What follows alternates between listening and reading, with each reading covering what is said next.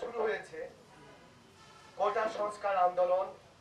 কোটা সংস্কার আন্দোলনের সাথে রাষ্ট্র এবং ছাত্রের কোন রকম দূরত্ব ছিল না।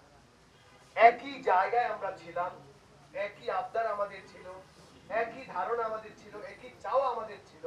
তারপরও একটা দারুণ বিরোধ সৃষ্টি করে পুরো বাংলাদেশকে যারা অস্থিতিশীল করে ফেলেছেন, যারা বাংলাদেশকে একদম ধ্বংস করতে চেয়েছেন, সেখানে আমরা স্পষ্ট বুঝতে পেরেছি শুধু এটা ছাত্র আন্দোলন ছিল না, এর পিছনে অনেক বড় ইন্ধন ছিল।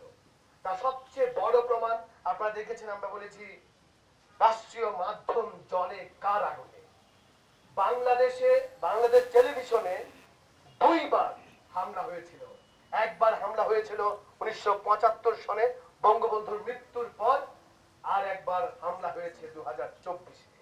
আমরা কিন্তু সংযোগটা বুঝতে পারি, আমরা এত বোকা না। আমরা শুধু বলতে চাই, বাংলাদেশের জান মালকে নস্যাৎ করে যারা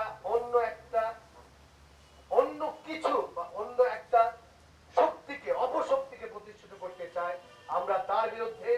আমরা যারা মুক্তিযুদ্ধের চেতনায় বিশ্বাস করি, আমরা বিশ্বাস করি 1971 হচ্ছে বাঙালি জাতির সবচেয়ে গৌরবময় অধ্যায়। জুলাই মাসে যে সকল মানুষ, যে সকল স্টুডেন্ট, যে সকল নিরীহ মানুষ, প্রশাসনের কর্মী, শিশু, মা, বাবা, শ্রমিক যারা নিহত হয়েছে, তাদের আত্মার মাগফিরাত কামনা করছি। এখন স্পষ্ট কথা বলার সময়। আমার বাংলাদেশ আমি পেয়েছি মুক্তিযোদ্ধাদের হাত ধরে, আমি পেয়েছি বঙ্গবন্ধুর হাত ধরে।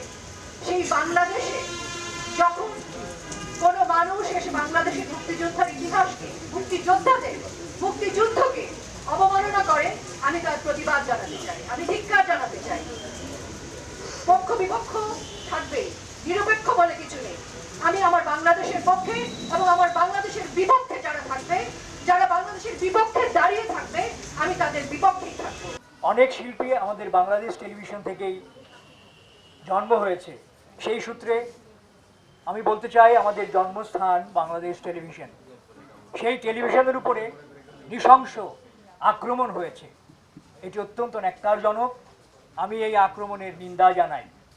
সেই সাথে সাম্প্রতিক যে সন্ত্রাসী কর্মকাণ্ডে যে সকল প্রাণ আমরা হারিয়েছি, প্রত্যেকের বিদেহী আত্মার প্রতি আমি সমবেদনা জানাই, আত্মার শান্তি কামনা করি।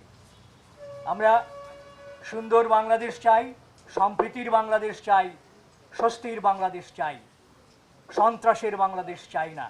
আমরা সবাই মিলে আসুন, আমাদের দেশটাকে সমৃদ্ধির পথে এগিয়ে নিয়ে যাই, আর সন্ত্রাস আমাদের কাম্য নয়।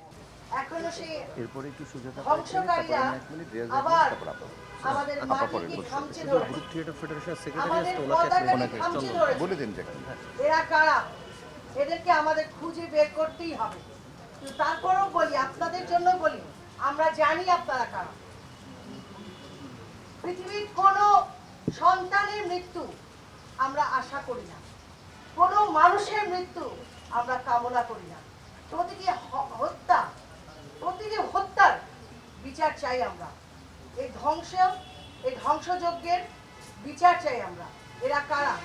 আমরা লজ্জিত, আমরা ভাবতে পারছি না আপনারা আমাদের মতোই হাত পা আলা মানুষ, আপনাদের চোখ আছে, নাক আছে, কিন্তু আপনাদের বিবেক বুদ্ধি আজকে কোথায়? আক্রমণ করতে পারে কোন টিক্কা খানের বংশধর, কোন বাংলাদেশি, কোন বাঙালি এই পৃথিবীকে আক্রমণ করতে পারে না। প্রত্যেকটা শিল্পীর হৃদয়ে যে ক্ষরণ হয়েছে, যে ক্ষত হয়েছে, তা আপনারা কল্পনা করতে পারবেন না। স্বাধীন বাংলা বেতার কেন্দ্র থেকে শুরু করে প্রত্যেক লিজেন্ডারি আর্টিস্টের পদচারণায় পৃথিবী হতো মুখরিত। যারা এই ন্যাক্কারজনক কাজ করেছে, তাদেরকে অবশ্যই বিচারের আওতায় আনতে হবে, এবং যে সকল প্রাণহানি হয়েছে, সব শিল্পীরা বলেছেন, তাদের সুস্থ তদন্তের মাধ্যমে বিচার হবে, তাদের হত্যার, তাদের প্রাণহানির। এটাই আমার কাম্য। আমাদের মুক্তিযুদ্ধের আন্দোলনকে বেগবান করায় শিল্পীদের বিশাল ভূমিকা ছিল। ঠিক একইভাবে যে কোনো যৌক্তিক আন্দোলনের সাথে আমরা আছি, আমরা সকল শিল্পীরা আছি, এবং আমরা যে কোনো নৈরাজ্য, হত্যা, সন্ত্রাস বিরুদ্ধে দাঁড়াতে চাই এবং দাঁড়িয়েছি।